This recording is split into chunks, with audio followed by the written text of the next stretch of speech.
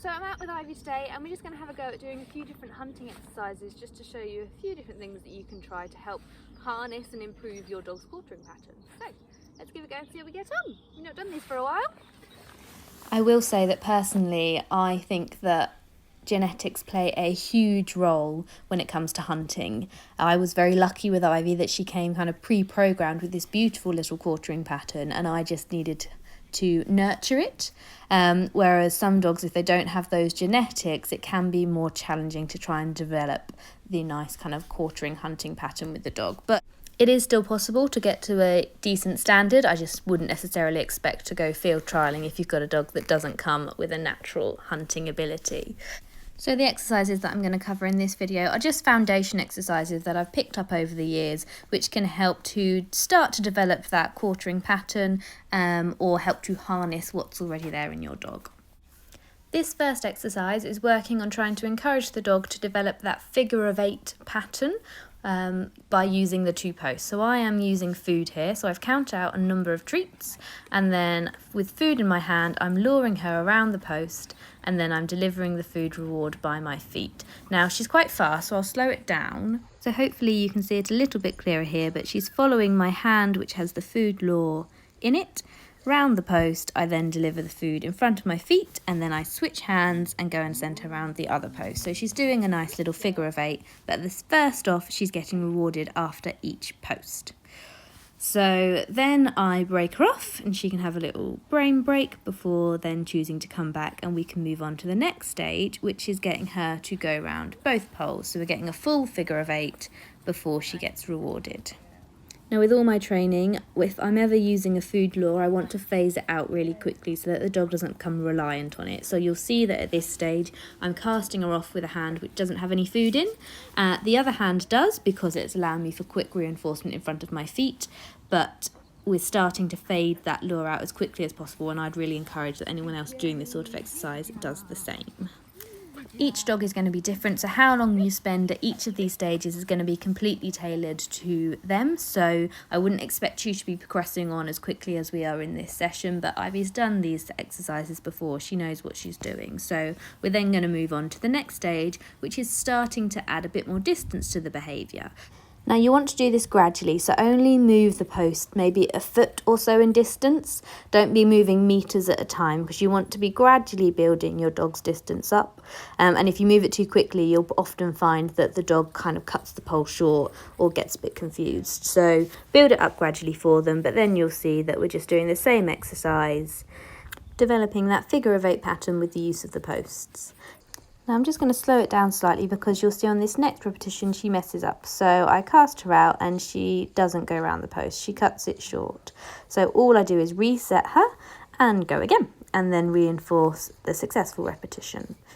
If I found that she was getting it wrong a few times in a row, then it's feedback for me to say that something in the setup isn't quite working. So at that point, I'd take a step back, look at the whole picture and see what I need to adjust in order to help her to get success again and to help build the confidence back up. So then on to a different exercise, which is again just trying to get the dog to zigzag back and forth in front of my feet, so encouraging that hunting pattern behaviour. So I count out the number of treats I want to use, normally about 8 to 10 per set, and then I throw a piece of food out to one side, allow Ivy to chase after it, to sniff, search for it, and then after she's searched for it, I have the other piece of food ready and waiting, and I throw it out to the other side. So she is chasing food as she zigzags back and forth past my feet. Now Ivy is very, very quick at finding food, but if your dog isn't, just give them the time. What you don't want to be doing with this exercise is nagging them or calling them back. You want to be developing this quite naturally, rather than you having to cue them to turn back to you every single time. So be patient, and if you're struggling, you can start with the dog not running very far either side of you, so just kind of placing food each side, and you can gradually build up the distance that you're throwing the piece of food. I'd also recommend using kind of chunks of food, and if you can use something that's going to stand out in the grass, so whether it's cheese or kind of a pale pate or something like that, that's going to be easier for them to find. Don't be using like fragments of chicken or that sort of thing, because they'll be there hunting forever otherwise. So then we move on And this time I'm doing the same exercise, but I'm adding in a bit of motion. So for every 2 throws, I'm taking 1 step forward so that the dog is gradually starting to cover different ground.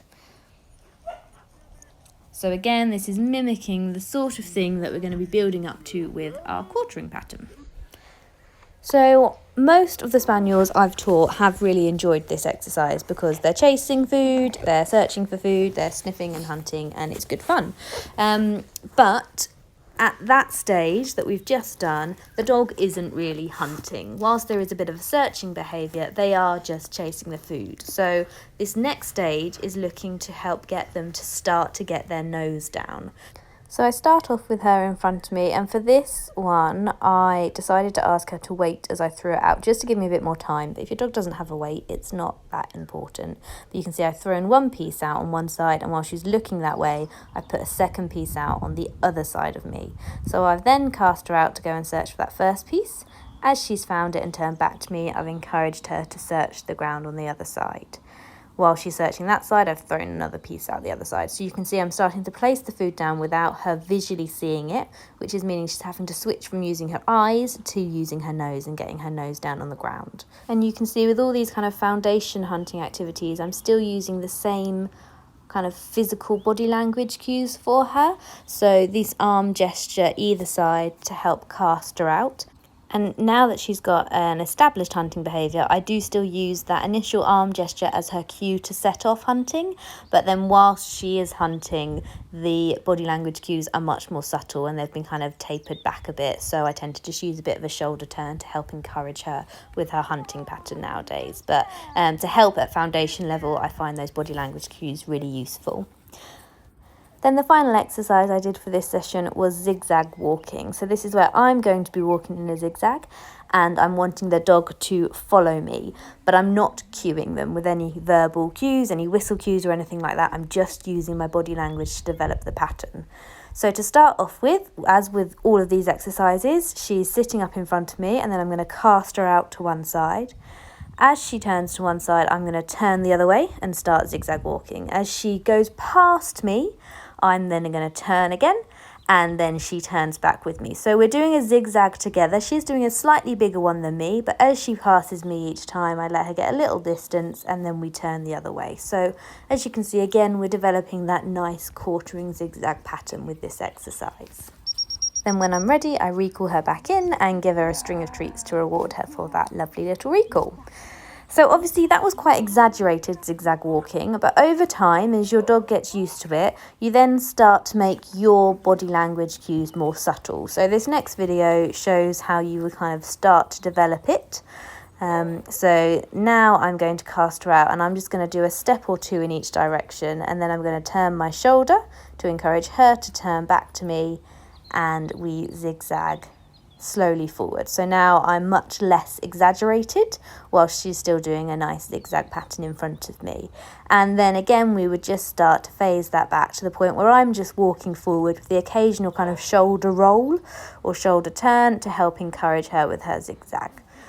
So hopefully that makes sense. And then what I thought I'd do is just show you a clip of kind of the final result. So this video is Ivy working this season, doing a lovely bit of quartering through some ground as I'm walking straight forward with her.